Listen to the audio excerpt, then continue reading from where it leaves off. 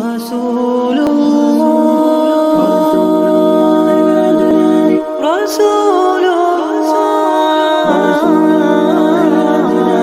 رسول الله رسول الله. السلام عليكم ورحمة الله وبركاته. الحمد لله والصلاة والسلام على رسول الله ما بعد. அன்பிற்கும் மதிப்புக்கும் உரிய இஸ்லாமிய சகோதர சகோதரிகளே, நபி ஸல்லல்லாஹு அலைஹி வஸல்லம் அவர்களின் நாளாந்த நிகழ்ச்சி நிரல் என்ற தொடர்பயான் நிகழ்ச்சியிலே மீண்டும் ஒரு அமர்விலே உங்கள் அனைவரையும் சந்திப்பதில் பெரும் மகிழ்ச்சி அடைகின்றேன்.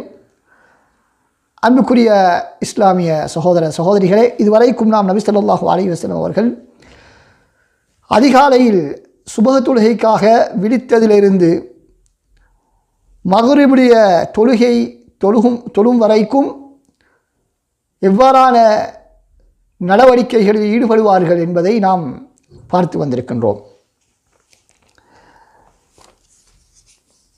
ஃபஜ்ருடைய தொழுகையை தொடர்ந்து நபி ஸல்லல்லாஹு அலைஹி வஸல்லம் அவர்கள் தமது நபித்தோழர்களுடன் உரையாடக்கூடியவர்களாக இருந்திருக்கிறார்கள் என்பதை நாம் பார்த்தோம். அதேபோன்று தமது மனைவிமாருடைய வீடுகளுக்கு செல்வார்கள், ஒரு குறுகிய நேரம் அவர்களுடன் பேசிவிட்டு வருவார்கள். அதேபோன்று லுஹருடைய தொழுகைக்கு பின்னால் நபி ஸல்லல்லாஹு அலைஹி வஸல்லம் அவர்கள் சஹாபாக்களுக்கு முக்கியமான மார்க்க விடயங்களை கற்றுக் கொடுப்பார்கள். முக்கியமான விடயங்களை, அதாவது அவசியமாக திடீரென்று அவசியப்படக்கூடிய தேவைப்படக்கூடிய சில வழிகாட்டல்களை நபி ஸல்லல்லாஹு அலைஹி வஸல்லம் அவர்கள் வழங்குவார்கள் என்பதை பார்த்தோம். அசர் தொழுகையை தொடர்ந்து பெரும்பாலும் நபி அவர்கள் சஹாபாக்களுக்கு மத்தியிலே உரை நிகழ்த்துவது வழக்கமில்லை. அதிகமாக தனது மனைவிமாருடைய வீடுகளிலே தான் அந்த நேரத்தை கழிப்பார்கள் என்பதை நாம் பார்த்தோம். தற்பொழுது மக்ரிபுடைய தொழுகையை தொடர்ந்து நபி ஸல்லல்லாஹு அலைஹி வஸல்லம் அவர்களுடைய செயற்பாடு எவ்வாறு காணப்பட்டது என்று நாம் பார்க்கும் பொழுது, நபி அவர்கள் பொதுவாக மக்ரிபுடைய தொழுகைக்கு பின்னால் மக்களுக்கு உரை நிகழ்த்துவது வழமையில் இல்லை. வழமையாக நபி அவர்கள் அவ்வாறு செய்யக்கூடிய பழக்கம் அவரிடத்திலே காணப்படவில்லை. காரணம் என்னவென்று சொன்னால், அவர்கள் தமது இரவு உணவுக்காக வேண்டி செல்ல வேண்டும், ஓய்வெடுக்க வேண்டும் என்பதற்காகத்தான் நபி அவர்கள் அவ்வாறான உரைகளை மக்ரிபுடைய தொழுகையை தொடர்ந்து அவர்கள் நிறைவேற்றவில்லை என்பதை நாம் பார்க்கின்றோம். அதற்கு முன்னால் நாம் மக்ரிபுடைய தொழுகையை பார்க்கக்கூடிய நேரத்தில் நபி ஸல்லல்லாஹு அலைஹி வஸல்லம் மக்ரிபுடைய தொழுகை எவ்வாறு காணப்பட்டது என்று நாம் பார்த்தால், நபி அவர்கள் மக்ரிபுடைய அதானுக்கு பின்னால், அதான் கூறப்பட்டு சிறிது நேரத்துக்கு பின்னால் தொழுகையை ஆரம்பித்து விடுவார்கள். நபி ஸல்லல்லாஹு அலைஹி வஸல்லம் அவர்கள் மக்ரிபுடைய அதான் கூறப்பட்டு சிறிது நேரத்துக்கு பின்னால் தொழுகையை ஆரம்பிப்பார்கள். ஆனால் அதற்கு முன்னாலே இகாமத்து சொல்லப்படுவதற்கு முன்னால், மக்ரிபுடைய தொழுகைக்கு இகாமத்து சொல்லப்படுவதற்கு முன்னால் சஹாபாக்கள் அவர்கள் சுன்னத்தான தொழுகையிலே ஈடுபடுவார்கள். மக்ரிபுக்கு முன்னால் நீங்கள் தொழுங்கள், சல்லு கபிலல் மக்ரிப் என்று ரசூல் ஸல்லல்லாஹு அலைஹி வஸல்லம் சொன்ன அந்த வார்த்தைக்கு ஏற்ப அவர்கள் தொழக்கூடியவர்களாக இருந்தார்கள். அந்த மக்ரிபுடைய அதானுக்கும் இக்காமத்துக்கும் இடையே ஒரு சிறிய இடைவெளி மாத்திரம்தான் காணப்படும். எனவே மக்ரிபுடைய தொழுகையை அவசரமாக தொழுவதுதான் நபி வழியாக இருந்து கொண்டிருக்கிறது என்பதை நாம் பார்க்கின்றோம். இருள் அதிகமாக வந்து விடுவதற்கு முன்னால் நபி ஸல்லல்லாஹு அலைஹி வஸல்லம் அவர்கள் தொழுகையை முடித்துக் கொள்வார்கள். அப்படி என்றால் தொழுகையை மிக சுருக்கமாகத்தான் நபி அவர்கள் தொழுவார்கள். சில வேளை அரிதாக சில சந்தர்ப்பங்களில் சில நீளமான சூறாக்களை ஓதி தொழுவார்கள். சில சந்தர்ப்பங்களில் சூரத்து தூர், வத்தூர் வகிதாபி மஸ்தூர் என்று சொல்லப்படக்கூடிய அந்த 2-3 பக்கங்களை கொண்ட அந்த அத்தியாயத்தை ஓதியிருக்கிறார்கள். இன்னும் சில பேரை 2 பக்கங்களை கொண்ட சூரத்துல் முர்சலாத் வல் முர்சலாத்தி என்று ஆரம்பிக்கக்கூடிய அந்த சூராவை நபி ஸல்லல்லாஹு அலைஹி வஸல்லம் அவர்கள் ஓதியிருக்கிறார்கள். இன்னும் சில பேரை நாம் பார்க்கிறோம், நபி அவர்கள் சூரத்துல் ஆராஃப் என்று சொல்லப்படக்கூடிய நீண்ட சூறாவை ஒரு சந்தர்ப்பத்தில் ஓதியிருக்கிறார்கள். ஆனால் இதுவெல்லாம் நபி அவருடைய வளமை கிடையாது. சில வேளை அரிதாக நபி அவர்கள் அவ்வாறு ஓதியிருக்கிறார்கள் என்பதை நாம் பார்க்கின்றோம். எனவே நாம் ஆரம்பத்தில் சொன்னது போல வளமையாக தொழுதுவிட்டு நபி ஸல்லல்லாஹு அலைஹி வஸல்லம் அவர்கள் உரை நிகழ்த்தக்கூடிய அந்த வளமை மக்ரிபுக்கு பின்னால் இருக்கவில்லை.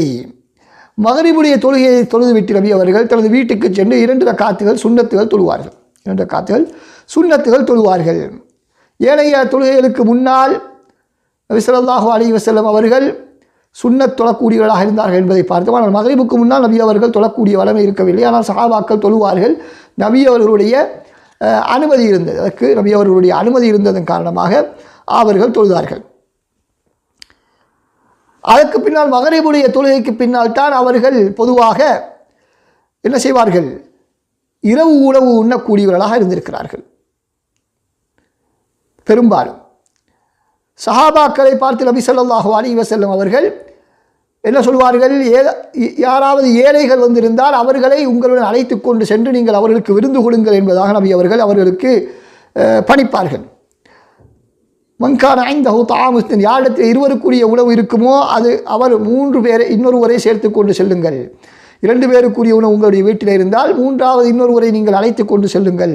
யாரிடத்தில் 3 பேருக்குரிய உணவு இருக்குமோ அவர்கள் 4வது ஒருவரை அழைத்து கொண்டு சென்று அவர்களுக்கு உணவு தேவையை பூர்த்தி செய்யுங்கள் என நபி ஸல்லல்லாஹு அலைஹி வஸல்லம் அவர்கள் வழிகாட்டினார்கள் என்பதை நாம் பார்க்கின்றோம்.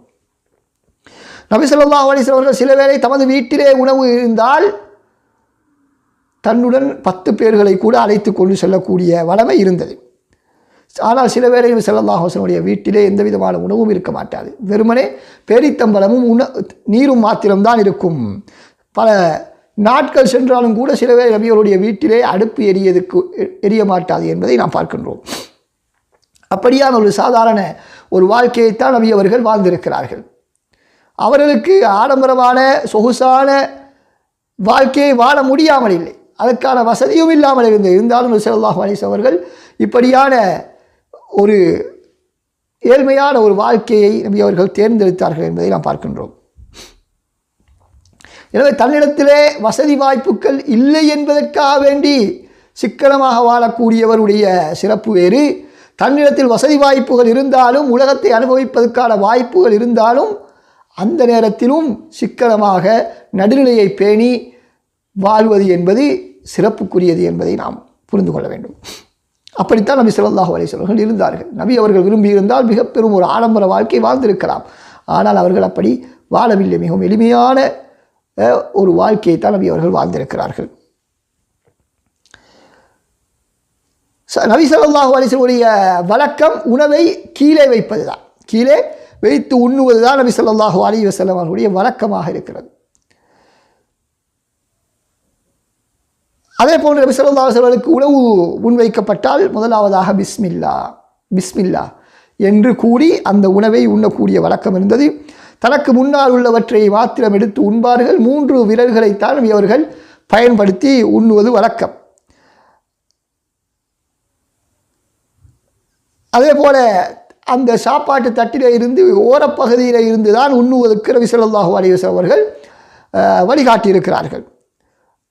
நடுப்பகுதியில் இருந்து எடுத்து உண்ணுவதற்கு நபி ஸல்லல்லாஹு அலைஹி வஸல்லம் அனுமதிக்கவில்லை. அதே போல் நபி ஸல்லல்லாஹு அலைஹி வஸல்லம் அவர்கள் மிகவும் விருப்பமான சுவையான உணவுகளை தேடிச் சென்று சாப்பிடக்கூடிய பழக்கம் அவர்களுக்கு இருக்கவில்லை. மாற்றமாக கிடைக்கக்கூடியதை நபி அவர்கள் உண்ணக்கூடிய வழக்கமுடையவர்களாக இருந்தார்கள்.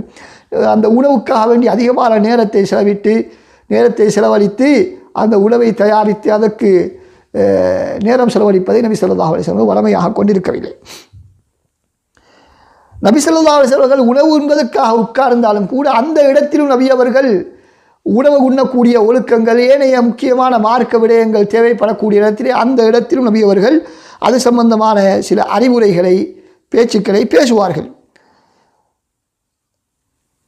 நபி ஸல்லல்லாஹு அலைஹி வஸல்லம் தனது மனைவிமார் உட்கார்ந்தால் அவர்களுடன் பண்பாக பேசிக்கொண்டு உணவு உண்ணக்கூடிய வழக்கம் நபி ஸல்லல்லாஹு அலைஹி வஸல்லம் இடத்திலே காணப்பட்டது என்பதை நாம் பார்க்கின்றோம். அவர்கள் சாப்பிட்டு முடித்தவுடன் தனது கைகளில் எஞ்சியிருக்கக்கூடிய உணவுகளை அவர்கள்